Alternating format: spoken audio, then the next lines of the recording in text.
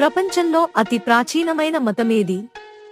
బౌద్ధ మతం, హిందూ మతం, క్రైస్తవం మతం, ఇస్లాం మతం.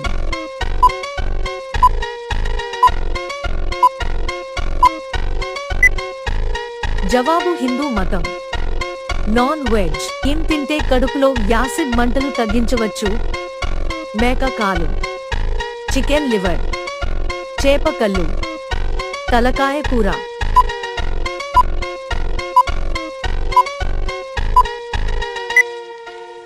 జవాబు చేప కళ్ళు. జలుబును అతి త్వరగా తగ్గించేది ఏది? అరటిపళ్ళు, తేనె, నిమ్మరసం, ఖర్జూరం.